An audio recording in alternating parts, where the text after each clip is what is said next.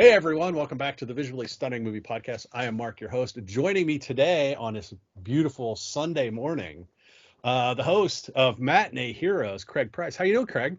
I'm doing well. It's foggy where I am, so it's not beautiful yet, but it will be. It will, yeah. Once all that burns off, you're coming down from your Fan X high. Oh yeah, crashed hard, man. It's the week after any kind of convention, especially as one that went so well for both of us actually, because I saw your Clerks thing. You did very well on that. Congratulations. Thank you. But when you do really well and you're running around for 3 solid days and you're seeing people and everybody's happy to see you and you're happy to see people, and then you get on the plane and you come home and you go back to work, and then Yeah, it's always work that ruins it. well, it's the energy. The energy levels drop off, and because you're so 100% for so long, and then you start getting to that funk, and so then you're like, when's the next one? And you look on your calendar and it's like, oh God, it's a long way. I don't have anything on my next calendar. My next event is potentially the next September at FanX. So hopefully there's a lot of potentials, but they're all in pencil. And you know me, in pencil. I don't believe anything until the contract's signed. So yeah. Well, you get contracts. I just get emails from Blake. Can you do this? Well, I do other things besides FanX. Yeah. FanX is all on handshakes and winks. It's all and I end up doing a lot more than I was quote unquote contracted to do. So it's always the big one, of course, was the D'Onofrio. Oh yeah, that was 1 hour notice. You were the first person I texted. Yeah, because we were the first two that asked for. Well, yeah, and also I had just seen you in the downstairs in the autograph area, and I was in my street clothes. I wasn't in my presentation mode, and I was like, oh, this is my day off, and my wife had to run back and get some clothes for me. Some decent duds. Yep. But he was a really nice guy. I mean, he plays some really intimidating creeps in the movies, but he is nothing but a sweet guy. And he's, are you going to help me out? I'm like, that's what I'm here for. And he's like, great, I appreciate it. And we went out, and I thought we did a pretty good job, especially with me only having, an hour to prepare. And a lot of that preparation was just calming down. Right. Where's my Valium? Yeah. No, I'll put the link in the description for this video and the audio post for this for the video for your panel with Vincent D'Onofrio, because that is up. The guy that records all the main ballroom stuff is up. I have it on my website, and I do have an audio recording of it, a nice clean house audio recording of it, which we will do Full Metal Jacket in December and throw that on there as well, so you're gonna be able to at least hear it in a crystal clear. Because that's the one thing about the gentleman who I appreciate very much, that he does a great job of getting those main hall panels up. Yeah. But he's using main hall audio, and I had a nice little connection in the back with the sound guys. They had me clean in. So I've got that. I've got Psych, and I've got Brent Spiner and John Delancey. So we're going to do Star Trek as well in December. Nice. And you'll be able to drop some nice, beautiful, clear snippets. Oh, no. In its entirety. We put the whole thing in its entirety, because that's the first thing I ask on Wednesday. Yeah. Is who can and cannot be recorded, because it's all contractual on the side. And they're like, here's our list of no-goes. They're not on the list. You can record. And I've fostered some relationships with not only the photo people but the audio people. And they usually, as they did this time, accommodate me very nicely. So I want to thank everyone at FanX for doing that. That's great. They're great folks. I love going even when I'm not doing anything. It's just a fun time if you're a fan. Oh, and this year it just felt like it was like 200,000 people. Yeah, and I don't know what the number was, and they'll never tell us exactly what the number was, but it was not busy. It was packed. It felt packed all from Thursday, which is unusual.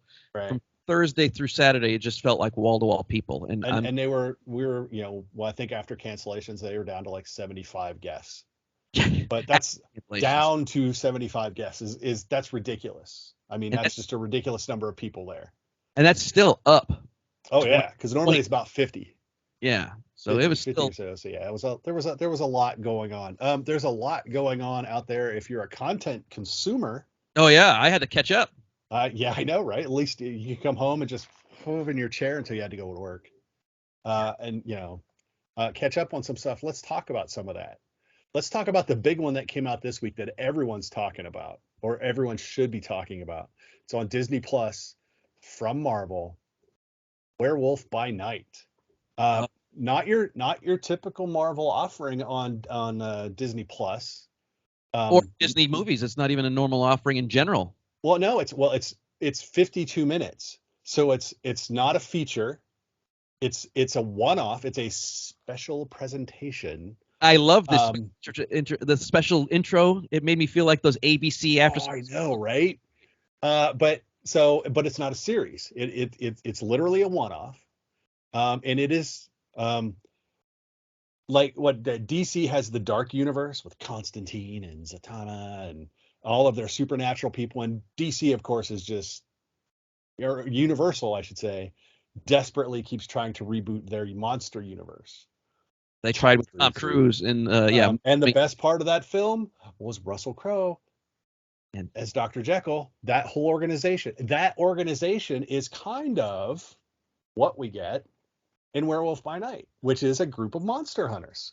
and that's not an unusual thing. It's not like DC has a monopoly on that. No, Though not at the all. Extraordinary Gentleman was very similar, and the Avengers, not the Marvel ones, but the Avengers kind of thing. Right. Well, and to be fair, and in Werewolf by Night, these are all human beings that hunt monsters. These are not monsters that hunt monsters. These are not, people with powers that have come together to hunt monsters. No, it's literally, it's Van Helsing style monster hunters.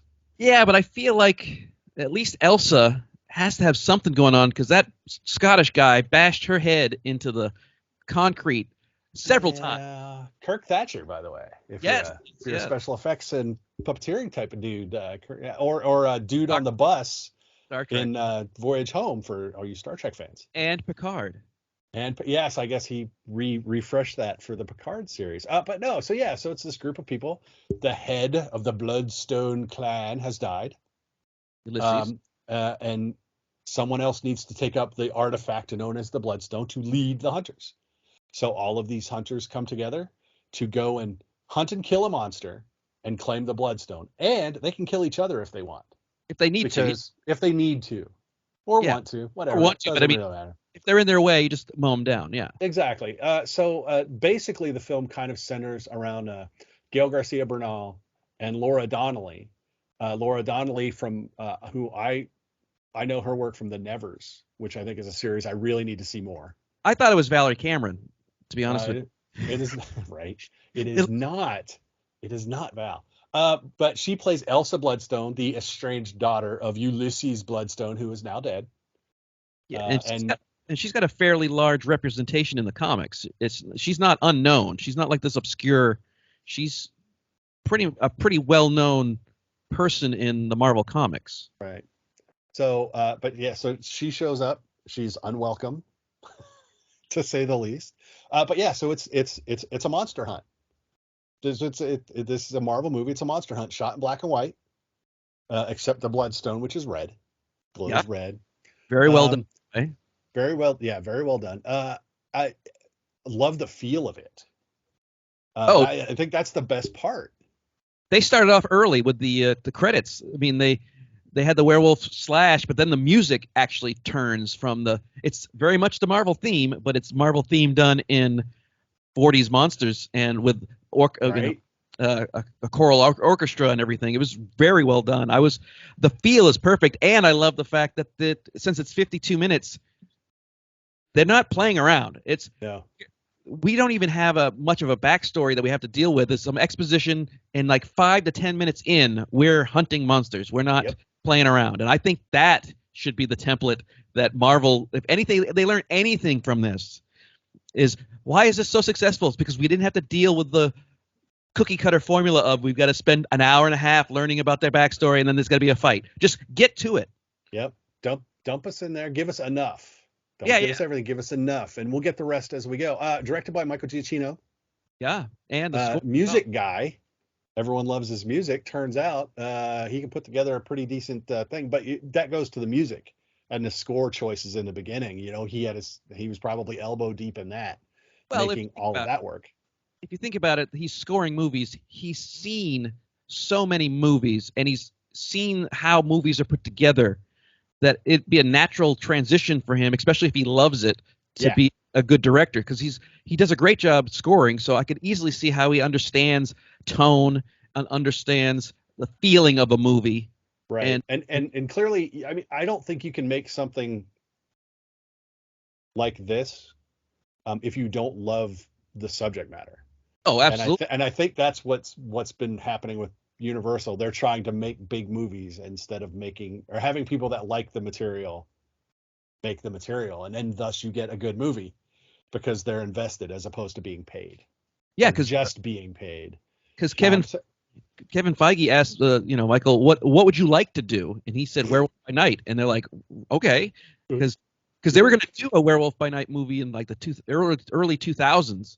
So it's definitely on Kevin Feige's radar, and the fact that the two, so he's like, I'll listen, and I guess Michael had a great story about what they would do, and boom. And I think that's where Marvel is really succeeding, is they're getting people who actually love the material, and so they're making better movies. I think that's what you're seeing now with a lot of reboots that end up being better than their source material.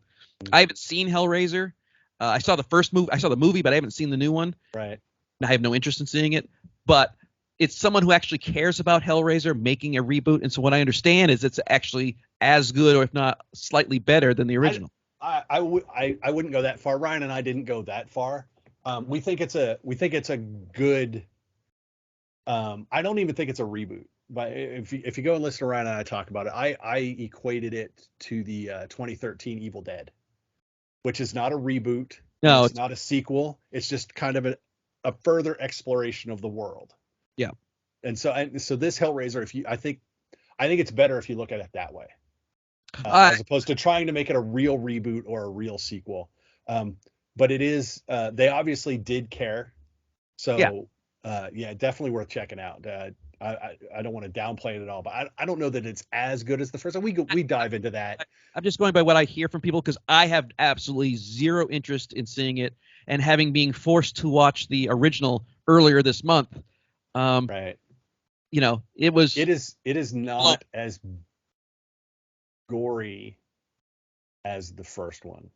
It's really hard to be as gory as the first and second one, but it's got a little blood. I know your general horror leanings, so yeah. But it wasn't that gory. I mean, I just thought the premise was stupid, and it was a campy movie, but people hold it in such esteem, like this is going to be this erotic horror movie, and then you watch it in 2022 eyes, and you're like, this is basic cable.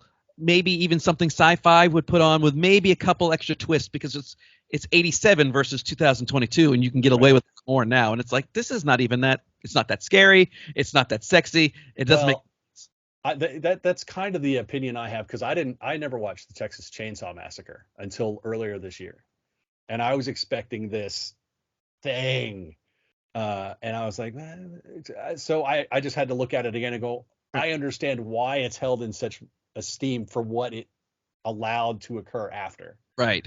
But yeah, it's not in and of itself, it's not really that great.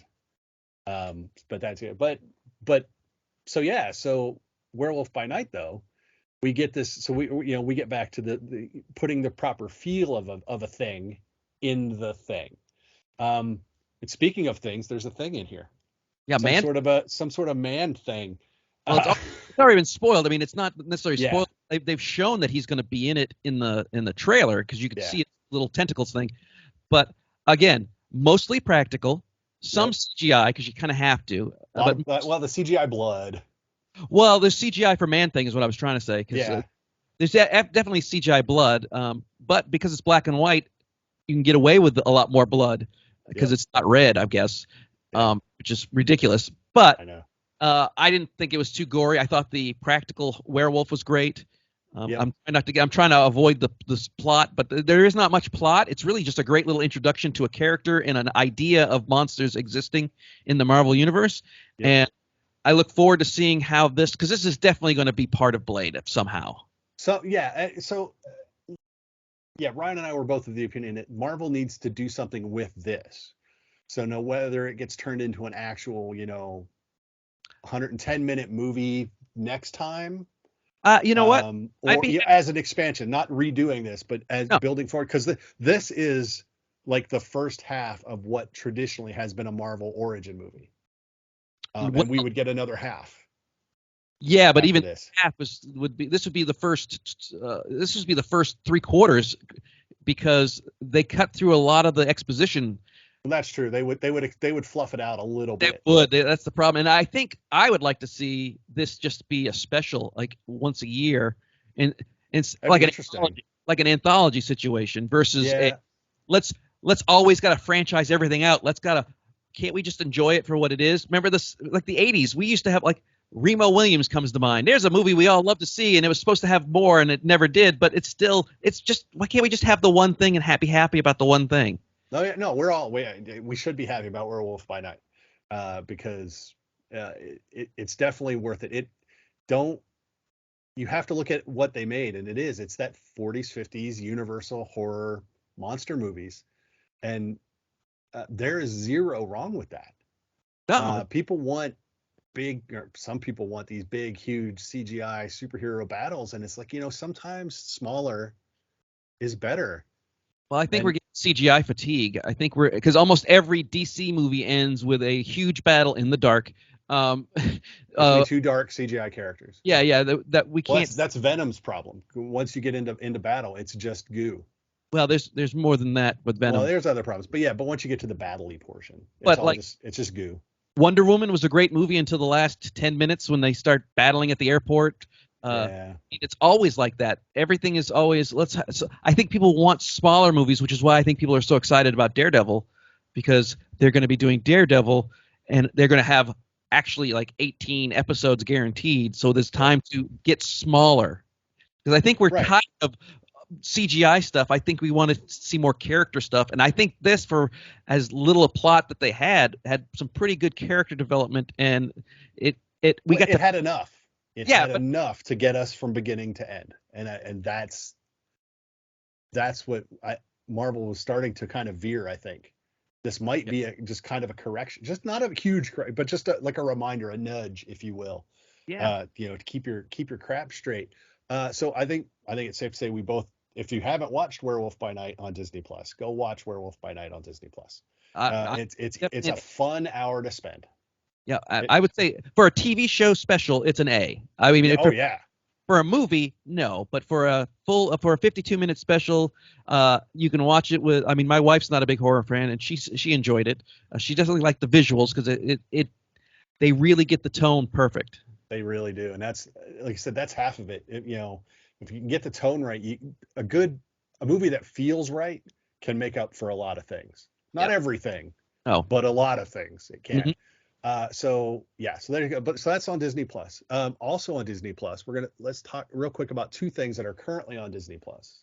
The one that has most recently started and thus has longer to go. Andor.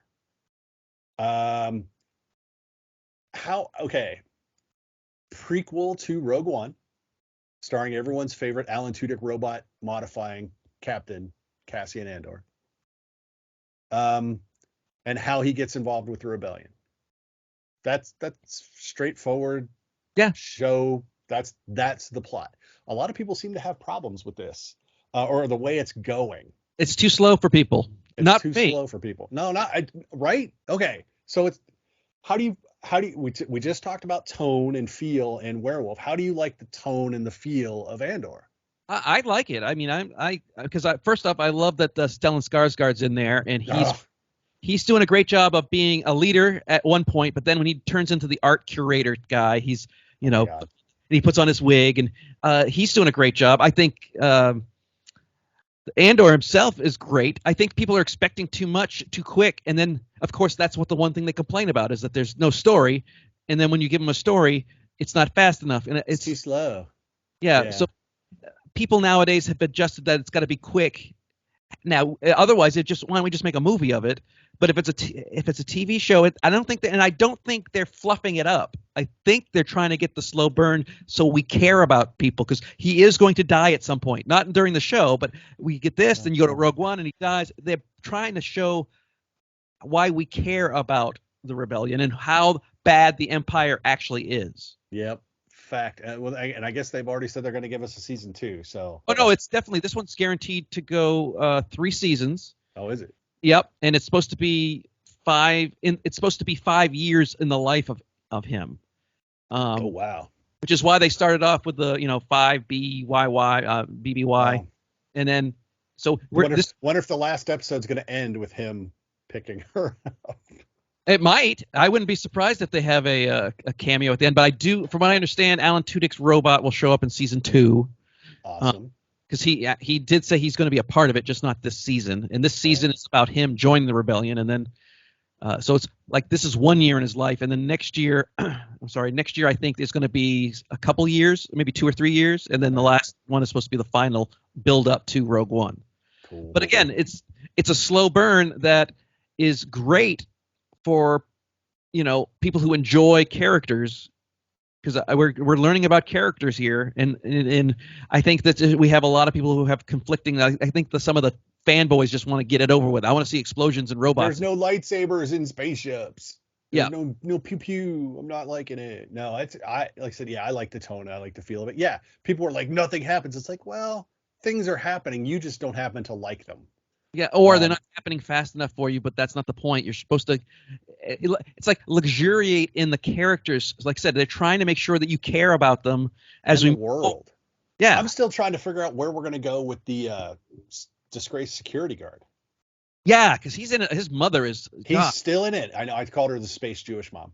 Yeah. Oh yeah. She's definitely. Or space Italian mom, or it doesn't matter. It's just space mom. Space Yenta. Absolutely. Space Yenta. Yes. Right. So yeah, she's very but I'm still. It's like, well, theoretically, we should not be dealing with him, but we have to deal with him now because he's going to be important, and it's gonna go back to mommy issues or parental issues or whatever. Yeah, but people maybe she's his aunt, I think, actually. So no, that's his mother. Is it his mother? Okay, his mother, and then she is trying to get his uncle. Yes, to get him a job. But this working in government. People fail up, and this is what we're seeing is we're going to see how he and like that other guard, that other officer that was so excited to start bashing people's heads in. Yeah. How they elevate to get into a point where now they're in control, and because had that little mission succeeded, oh my God, what would we be dealing with then? And I think we're going to see that. I think we're going to see how people with this mindset get into positions of power. And the one thing that I like that probably a lot of people don't, I actually like the Imperial Intelligence portion. The ISB, yeah. The office, but the office politics stuff, because it's not, this is what's going on. It's no, it's literally office politics. It's what in the government is often called kingdom building. Yeah. You try to put yourself in a place where you can control all of this, and that's your own little fiefdom. And you control what happens there. And you see a lot of that. And I love watching that. I just think that's because I'm like, I know that guy. I know her. I know him. It's that's why Ben Mendelsohn's character in Rogue One is so effective, because he is that bureaucrat that is petty and is trying to manipulate things. That's why Vader's like, I don't care about this guy at the very end. But it's like, it's all about who gets credit and who can go to the next level, and this is just a lower level of that. You're going to see that lady; she's going to elevate, I'm sure. Oh yeah, she will. Which, because she's right. Which eventually, if you're right, you do win. So theoretically, unless someone just kills you in your office in the middle of the night and then takes all your files. Well, like I said, as long as you make allies, that's the thing about. I think that's why I don't like a lot of villains, is because the villains are so bad you can't imagine anybody helping them, and yet they have all these henchmen and they have all these allies, and it's like, no, this guy's such an obnoxious jerk that nobody would allow him to elevate. You have to be somewhat cordial. You have to be able to interact with people to some degree to elevate. Even if you're incompetent, if you're a good, emotional, intelligent person, you can still advance. Yep, 100%. And then some people still manage to fuck up and move up. Yeah. Even when they should clearly fuck up and fall down. Yeah. But yeah, so we're both on board with Andor. Yep. That's great. Let's talk about the last one. There's one episode left of this one. Yeah. She-Hulk. quite divisive in the online community. Yep. This week, you mentioned him earlier when we were talking. Daredevil finally shows up. Sure. Matt Murdock and Daredevil show up. First, let me get your opinion on She-Hulk as a whole. Where did you come in? Are you a She-Hulk character person? What's your background with She-Hulk, and what did you come in wanting? I am very much indifferent. I'm aware of She-Hulk. I understand all the quirks. I knew she broke the fourth wall. So all these people complaining that, I had a guy at work, because the people at work are very straight-laced people, but they know that I do these Comic-Con things. And so he was like, I don't like her breaking the fourth wall. And I'm like, she's been doing that in the comic books before Deadpool. Yeah. So everything she's doing is in the comics. I knew that ahead of time. I'm a Tatiana Maslany fan. Dude, if you're not, you're stupid. Yeah. The royal you. Yeah. I think she's great, and I think she's doing a great job. The CGI, it's television-worthy CGI. Let's remember what we're watching. It's Marvel overwork CGI. I don't know where to stand on that, because everybody's overworked in Hollywood. It's, if you're in anything in computers, if you've run an app, if you've done, if you're in IT, and you always know that you're always under pressure to get stuff done, under budget and without many resources and way ahead of schedule. So that whole thing is not uncommon. I don't like it, but it's not like it's a Marvel only thing. Right. But it is television worthy CGI, which just doesn't have to be big screen. We're going to be zipping in your face, detailed oriented. Yeah. Well, my complaint is that it's inconsistent. If it was consistently TV quality, that would be one thing. But then there's times where you're like, oh yeah, that's really good. And then it's like immediately, like in the next scene, it's like you're back to Sci-Fi Channel, and you're like, oh, what the? Pick one. I think Hulk was movie worthy because they were using the same models. They already had that made, and it was just adjusting him on the stuff. Whereas She-Hulk, they had to make from scratch. Some of the lower level characters I remember, because I even identified El Aguilar as soon as he came on, because I used to have the Marvel Universe encyclopedia thing, the graphic books thing, and I used to, and I'm like, I think that's Aguilar, because he's first. It's like, I think that's Aguilar, and then of course Porcupine and things like that. Yeah. I like it as a show, so I think it fits as a not a rom-com, as a sitcom, and what they're doing is sitcom-y stuff, and I think people are not used to that. I think they're still wanting it to be gritty and dark, and this is not what this is. See, my problem is that that's my kid. Should mute that. No, my issue is, I get that it's a sitcom, but for me, it's literally the cheapest sitcom they could possibly make. The dialogue is stupid. The jokes are not funny. So I've hated it. I've hated its logical inconsistencies. I mean, for the stuff that's not comedy. That being said, 2 episodes ago, where she winds up in therapy at the Abomination's ranch, or whatever he's calling it. Yeah. I called that was the most entertaining episode I had seen. Now, I had not been entertained at all, but I found things in that episode where I was like, well, that's actually okay, sure. That I think if I felt that the first 6 episodes felt the same as the 7th episode, I would be much better with those first 6 episodes. Tony, you know what I mean? Yeah. And then of course this last episode is the big one, and we get Charlie Cox showing up in court as Matt Murdock. So we get the Daredevil that we want. Daredevil shows up and goes toe to toe and other things with She-Hulk. Well, that caused problems because, again, people don't know their Daredevil history. Well, Daredevil, he's had sex with lots of people, even in the Netflix show. So that does not bother me. The only thing that bothered me, and even his tone and his generally jocular attitude. He's always kind of snarky, because I think half the time that's just him trying to deal with the fact that he could school you at any given moment.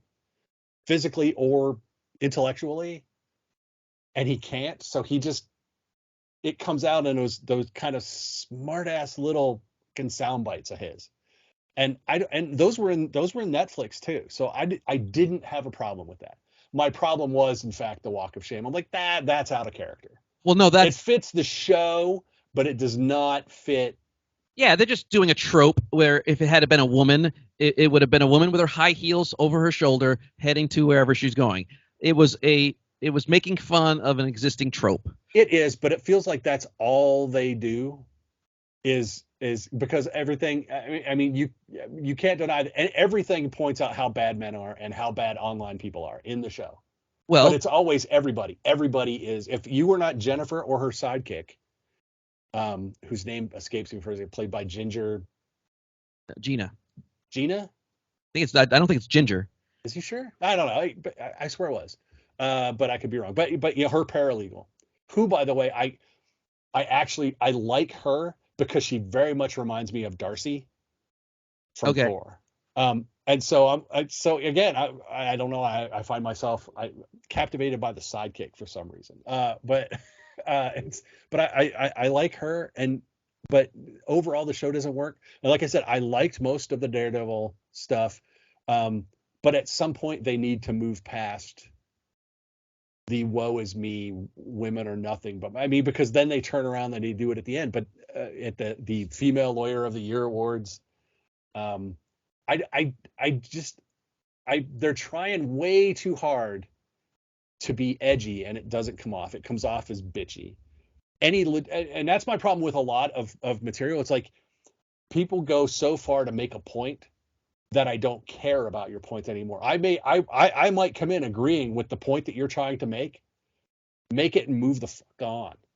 But don't just sit there and just try to beat the viewer into submission, because if we've learned nothing in the entertainment and or political arena over the last 5 years, isn't it that people don't want to be told what to think or do?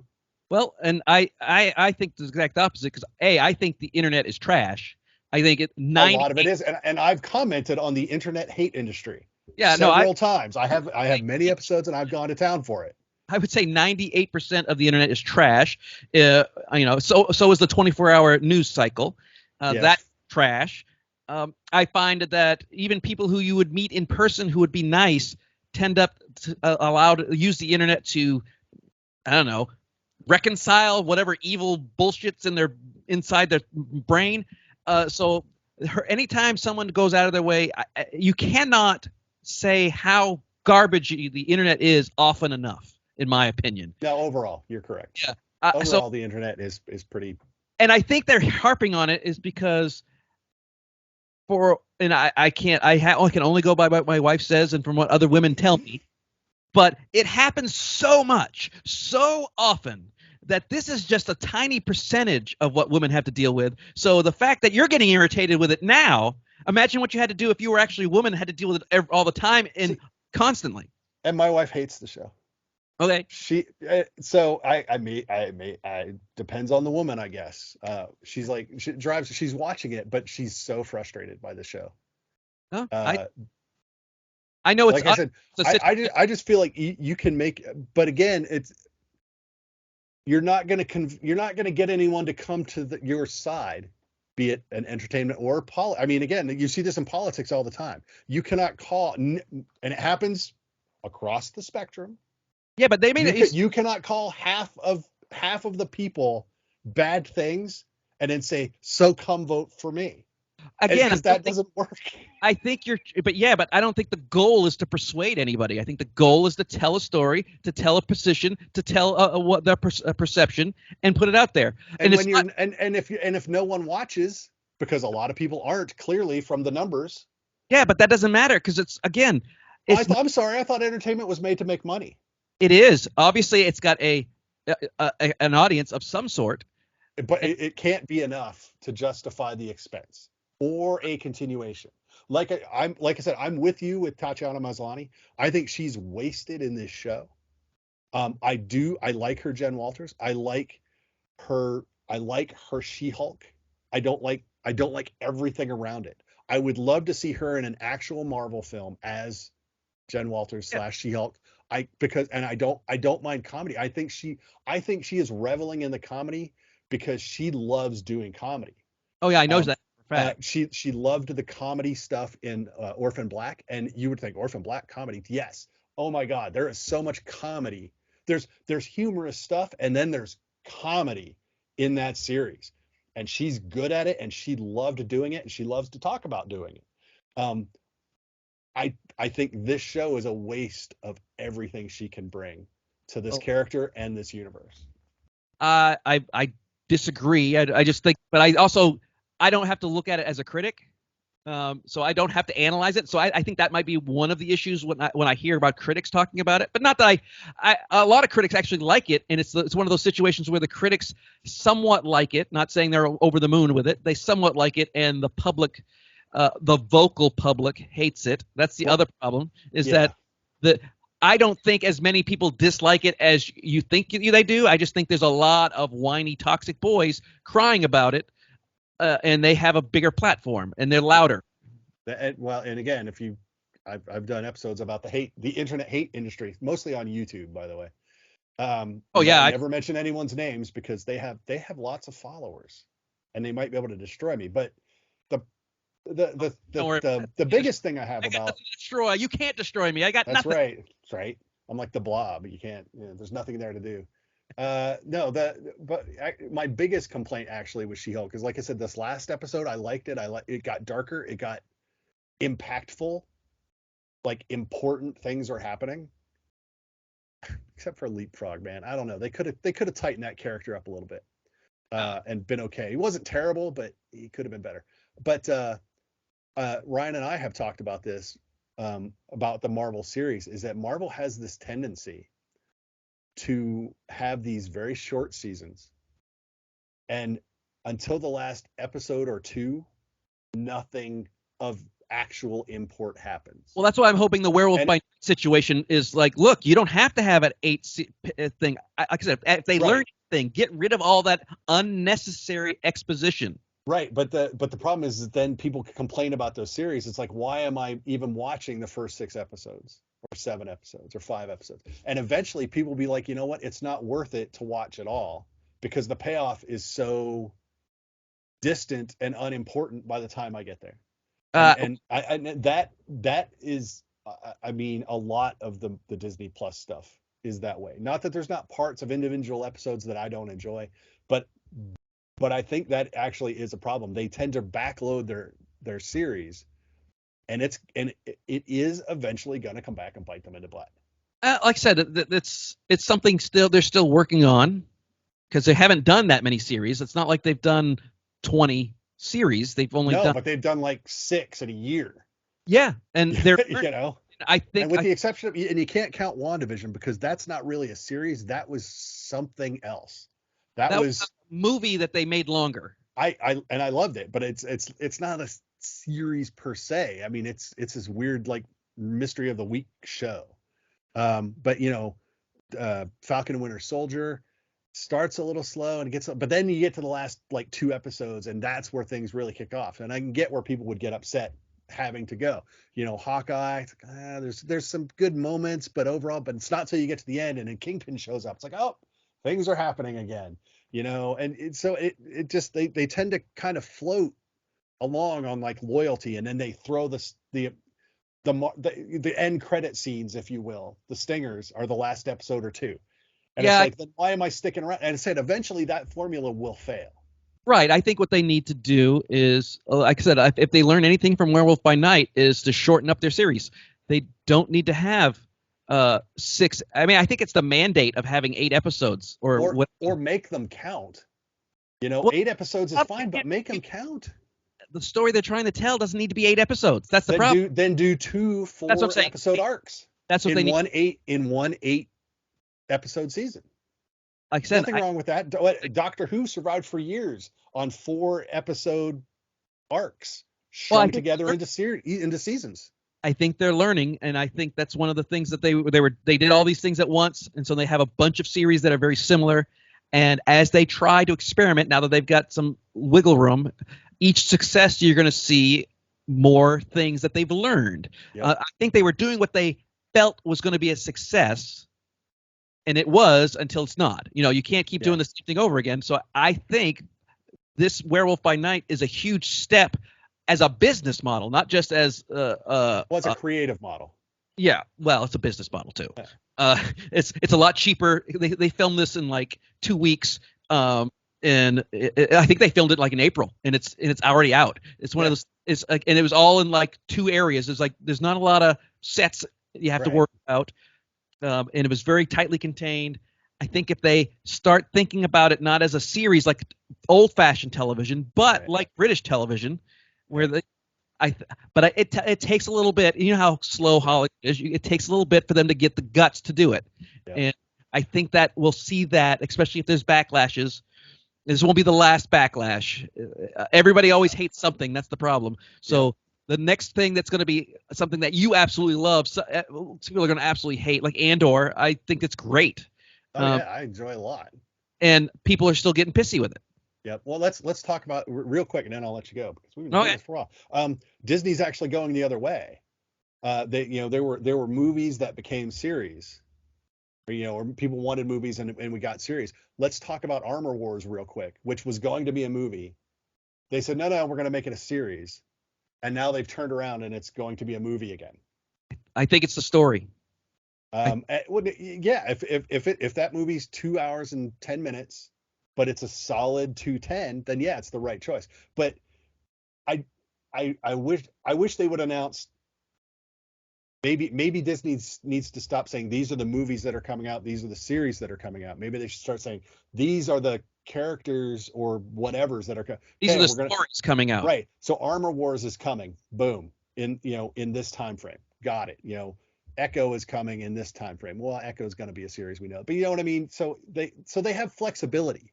Well, I think they looked at the budget of what they were trying to do for a series, and with Armor Wars, it's going to be almost all CGI because all the armor is CGI. So they're like, we can't invest $180 million in 6 episodes. Yeah. We can make that money back if we do a 2.5-hour movie. Yeah. So it's like, please don't cut too much. You know what I mean? Don't shrink it so far that you. I know it's a balancing act. Yeah, this has been the curse of movies forever. It's how long can you make it and make your money back, and how short can you make it and not have an incomprehensible product? Because remember, it used to be like you can't have comedies more than 90 minutes. Right. 86 minutes, and let's be honest, that's pretty good for a comedy. 86 minutes is probably perfect timing, but. If it's good, you can have it go almost 2 hours if it's good. Do you mean quality is really the overarching factor of a film? No, it's how much money you can make off of it is the overall quality of a film.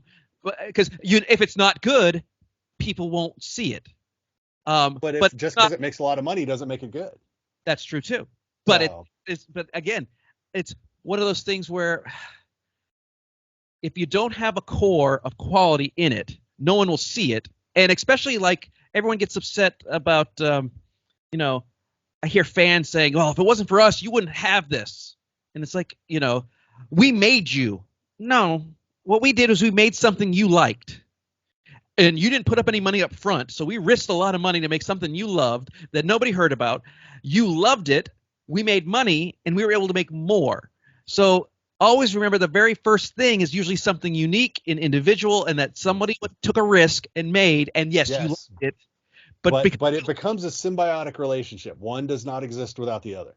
But one does not exist at all without the first one. So just think of that first seed is what you talk about. So when the fans say, oh, without you, you wouldn't be here. That's true. But if we hadn't have made this in the first place, again, loved it. It's a balance. It's a balance. Everyone's got to play along, work and get along. Speaking of, and then I'll let you go. My wife crowdfunded. They did a documentary about Mike Mignola. Called Drawing Monsters, which we watched. She got her Blu-ray a couple weeks ago, and we finally watched it last night. And it's literally you see that kind of evolution of a creator creating a thing. And then how that thing has grown and how he's trying to deal with this and that and the other thing. It's actually really cool. And you would probably enjoy it looking at it from that aspect of fan. I mean, not just fandoms, but also fellow creatives, because Mike doesn't draw everything in the Mignolaverse anymore. Right. He can't. So but you kind of see you get a peek into his mindset. So it's a really interesting watch from that point of view. Plus you get to watch the evolution of Hellboy, which is great. Yeah. If you're a Hellboy guy. So It's like, if you can find it, check it out. yeah, it's probably like Tom Clancy, who, he just started giving out his properties and other people were making them. Yeah. We put the Tom Clancy's. It wasn't by Tom Clancy. It was just Tom Clancy's Rainbow Six, and then they had a whole bunch of stuff. So yeah, I can see about that. I'm sure George R.R. Martin's going to do that at some point. So that somebody can finish something. Something. Yeah, right. And hey, my final point about all of this stuff is, if you don't like it after a couple episodes, stop watching it and shut the fuck up. Because I feel like they're like, oh, I have to watch it because of Daredevil. Well, then you know what? When that episode shows up, which you'll find out about, it won't be a secret. Go watch it. But understand that if you're going to hate watch something, which I don't understand, if you're just going to hate watch it because you hope to see a glimpse of 5 minutes of Daredevil, you're wasting your time, and you're actually helping the people that you don't like, because Right. they see that, oh, it's like paying money to go see I remember when the very first Phantom Menace trailer came out, and people would go to the movies and put money down to see just the trailer. The trailer, yeah. Like, you're helping out the movie, not Star Wars. Right. So if you don't like it, just watch a couple, say no thanks, I'll pick it up in the reruns, and I'll watch specific episodes. But to sit there and hate watch something is just ridiculous. Yeah, or wait 2 weeks when it doesn't count for ratings. Yeah, or whatever. Yeah. But you are feeding the thing that you don't like by hate watching something. And that I don't want you to watch. There's a difference between hate watching and watching because you have to as a critic. Well, yeah, that's why I say, yeah, critics watch a lot of things that we don't necessarily we're not going to like, but we have to watch them anyway. So yeah, there you go. So we disagree on. That's one of three we disagree on. Yeah. We agree on Werewolf by Night. We agree on Andor. We disagree on. I can see your points, but I just don't agree with those points. It's like Hellraiser. I don't think Hellraiser's a good movie at all, but I understand its relevance from 1987. Right, and I'm right there with the Texas Chainsaw. So there you go, Craig. Thanks for coming on. Tell everyone where they can listen and watch you at. Well, we are Matinee Heroes. We're celebrating our 300th episode, which we're doing Nightcrawler. Nice. Yeah. Gyllenhaal. Yeah, because it's Matinee Villains Month for us. We celebrate October by going with villainous movies, but normally the other 11 months of the year we're doing movies we actually enjoy, quality movies with good heroes or good heroic aspects that we can learn from. So you can go to matineeheroes.com. We're Matinee Heroes everywhere. It's very, very fortunate to actually have that, where we don't have to sit around and finagle things. It's Matinee Heroes. And we've been doing it for a long time. Me and my co-host Alan Cerny, who's also a film critic. So it's kind of a film critic / general population, though I'm a little bit more involved than just general population. But it's a fan and a critic talking about movies that we both love, or at least we both respect. And Cast Off. Cast Off has ended for the season. And we will be redoing the Cast Off, which is a competitive recasting show, which you have been a part of. That'll come back in the beginning of the new year. We're taking the holidays is always hard to coordinate with people, and with Thanksgiving and Christmas, and everybody's all over the place in the new year. So we're just going to wait until January, take this time to refresh, get some graphics up, maybe tweak the show just a little bit, and start again anew in probably January, mid-January. And that appears exclusively on on the Matinee Heroes YouTube channel. Yes, I would love to have, which I can't give you the URL because we haven't got enough people to make it custom, but still. But there's a link on the website. matineeheroes.com/castoff. It'll take you to the YouTube links. There you go. And if you like what you see, people can sign up to maybe be on the show. There's a form. Oh, yeah, an application. Yeah, sure. We've had a couple people who've been on through that. They've done fairly well. So, yeah, always looking for good people. The only main thing is you got to have a camera. There you go. It is a video show, where Matinee Heroes is an audio podcast. The actual Cast Off is video. So, all right. Well, again, thanks for coming on, Craig. Go over to their YouTube channel, Matinee Heroes. Click subscribe so they can finally clean up their one lagging URL and get that custom URL. That would be great for them. And I've already done it twice, I believe. Two different accounts. I have a personal account and I have the podcast account. I appreciate it. So you're like welcome. Listener. That's great. Thanks. I know, right? But no, check that out. And you can check out the Visually Stunning Movie Podcast. You can go to the website, vsmoviepodcast.com. We're on Twitter and Facebook, VS Movie Podcast. And if you go to YouTube, where you're watching this, presumably, Visually Stunning Movie Podcast, that's our URL. So You don't have to rub it in. no, I know. Sorry, but they wouldn't let me change it to VS Movie Podcast, which is really weird. I don't know why they wouldn't let me do that. But regardless, thanks again for coming on, Craig. I appreciate it. Absolutely. I look forward to talking to you again on one of these outlets or another. We'll see which happens first. Everyone out there, go see a movie this weekend. There's good movies to see, or there's good streaming stuff. We talked about 3 of them today. 3 streaming options for you. So check them out. I'm gonna go watch Confess Fletch right now. Oh, let me know how that is. In my brain, I have trouble with that. So, but I'm gonna try to get over it. We'll see. I'm trying to beat my brain into submission on that one. All right. So, till next time, I'm Mark. That's Craig. Bye, Craig. Bye. Yeah, and we'll talk to everyone later.